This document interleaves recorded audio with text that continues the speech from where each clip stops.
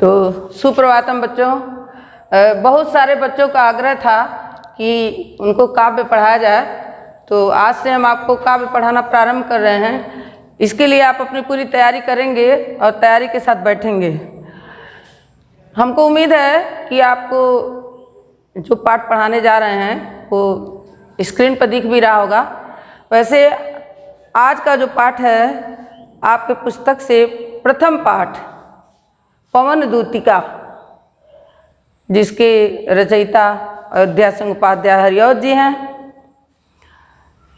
आप जानते हैं बच्चों कि हरिऔध जी सूर और तुलसी के समकक्ष, उनके समान कविता लिखने वाले कवियों में गिने जाते हैं। इन्होंने श्री राधा जी के जीवन चरित्र को उस समय उभारा है, जीवन चरित्र के उस समय का वर्णन किया है जब भगवान श्री कृष्ण गोकुल से मथुरा चले जाते हैं और राधिका जी उनके विरह में संतप्त हैं, व्याकुल हैं। उस समय का वर्णन करते हैं। इसमें कवि ने विशेष करके वायु को, हवा को उनकी दूतिका माने संदेश वाहिका माना है, जिसके कारण इनके पूरे काव्य में आप देखेंगे मानवीकरण अलंकार का सुंदर छटा है। और पूरा जो काव्य है उसमें विशेषकर बहुत से अलंकारों का प्रयोग हुआ है, लेकिन मानवीकरण विशेष रूप से है। राधिका जी अपने भवन में बैठी हुई हैं। उस समय हवा का झोंका उनके शरीर का स्पर्श करके निकल जाता है और वह उस हवा से उस बात के लिए उलाहना देते हुए कहती हैं। आगे आप अपनी पंक्ति को पुस्तक सामने रख कर पढ़िए अथवा स्क्रीन में देख कर पढ़ेंगे तो समझने में अधिक सुविधा होगी। बैठी खिन्ना एक दिवस वे गेह में थी अकेली, आके आंसू दृगल युग में थे धरा को भिगोते। आई धीरे इस सदन में पुष्प सदगंध को ले, प्रातः वाली सुउपवन इसी काल वातायनों से। संतापों को विपुल बढ़ता देख के दुखिता हो, धीरे बोली स दुख उससे श्रीमती राधिका यूं। प्यारी प्रातः पवन इतना क्यों मुझे है सताती, क्या तू भी है कलुषित हुई काल की क्रूरता से। बैठी खिन्ना, खिन्ना माने अत्यंत दुखी, खिन्ना मतलब दुखी। एक दिवस वे गेह में थी अकेली। वे किसके लिए आया है? श्री राधा जी के लिए। वे किसके लिए आया है? श्री राधा जी के लिए आया है। यानी राधिका जी श्री कृष्ण के चिंतन में अकेली अपने घर में बैठी हुई हैं। गेह माने घर, गेह माने घर। गेह जो है गृह का पर्यावार तत्सम रूप तद्भव है, गृह। गेह ये गृह का बिगड़ा हुआ रूप है। रचनाकार ने अपनी रचना को शुद्ध करने के लिए या उसके मात्रा भंग न हो इसके लिए उसका प्रयोग कर दिया है। तो बैठी खिन्ना एक दिवस, एक दिन राधिका जी अपने घर में अकेली बैठी हुई हैं, श्री कृष्ण का चिंतन कर रही हैं और उसी चिंतन के बीच में आँख में आंसुओं का प्रादुर्भाव हो जाता है। आके आंसू दृगल युग में, दृग युगल, दृग माने नेत्र, दृग नेत्र, युगल दोनों।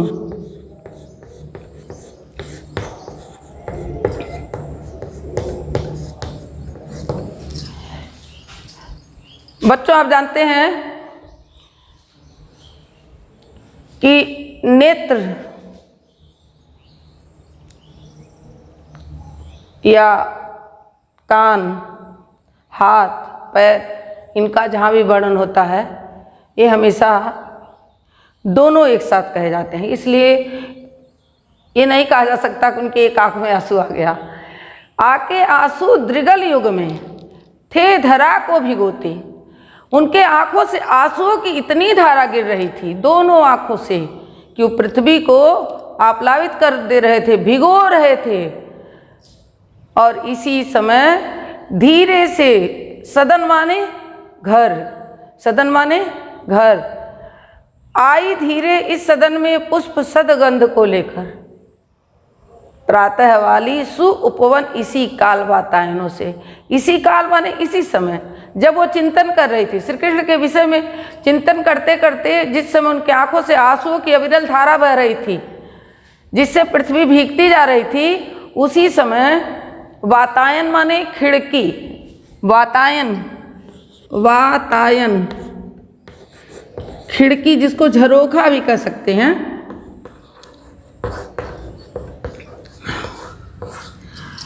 उनके खिड़कियों से, वातायन का वो वचन में प्रयोग है, तो उनके खिड़कियों से सदगंध लेकर, आप जानते हैं कि प्रातःकाल की जो हवा है वह सुगंधित हवा को लेकर ही आपका स्पर्श करती है, या उसका वेग जो है सुगंधित होता है, तो अपनी पुष्पों से युक्त सुगंध को लेकर अंदर प्रवेश करती है। किस समय की हवा? प्रातःकाल की, अर्थात प्रातःकाल का समय है। राधा जी बैठकर श्री कृष्ण का चिंतन कर रही हैं, और प्रातःकाल की जो हवा है, जो अत्यंत ही सुगंधित है, ऐसी हवा उनके खिड़कियों से अचानक उनके घर में प्रवेश करती है, अर्थात एक हवा का झोंका उनके घर में आता है। उस समय संतापों को विपुल बढ़ता देख के दुखिता हो।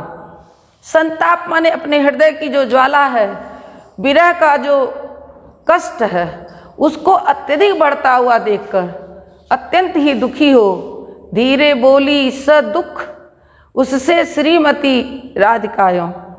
स दुख, दुख सहित, स दुख, दुख सहित।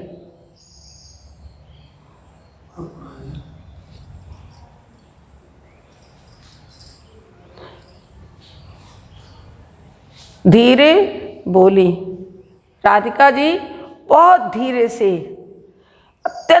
अत्यधिक दुख से ओतप्रोत होकर उस हवा को अपनी ओर आकर्षित करती हैं। उससे कहती हैं कि हे प्यारी पवन, तुम मुझे इतना क्यों कष्ट दे रही है। उस हवा को एक मनुष्य की तरह, एक अपनी सखी की तरह उसे प्रयोग करती हैं। इसी के नाते इसमें मानवीकरण अलंकार हुआ है। कहती है, तू मुझे क्यों इतना कष्ट दे रही है? क्या तू भी है कलुषित हुई काल की क्रूरता से? क्या तुम भी इस काल की क्रूरता से, तुम्हारा भी मन कलुषित हो गया है, दूषित हो गया है, तू भी मुझे कष्ट पहुंचाना चाह रही है? अर्थात हवा को उलाहना देती हैं राधिका जी कि जिस प्रकार से कृष्ण मुझे छोड़कर यहाँ चले गए हैं और मुझे मेरी वेदना का, मेरे कष्ट का अनुभव उन्हें नहीं है, उसी प्रकार क्या तू मुझे भी कष्ट पहुँचाना चाहती है?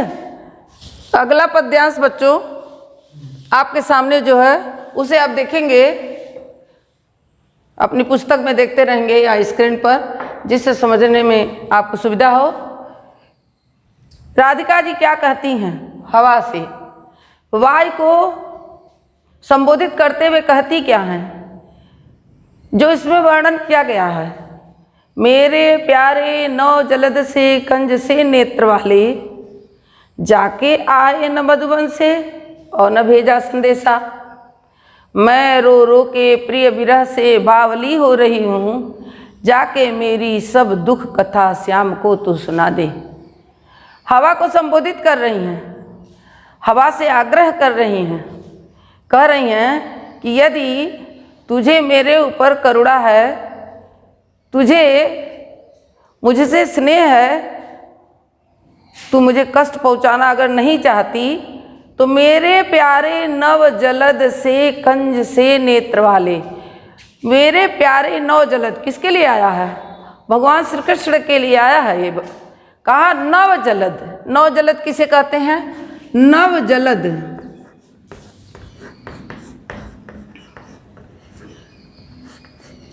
नौ जलद का अर्थ होता है नए बादल, ऐसे बादल जो आसमान में आकर अपने सौंदर्य को बिखेर देते हैं। ऐसे नौ जलद से, कंज माने कमल, कंज का अर्थ है कमल।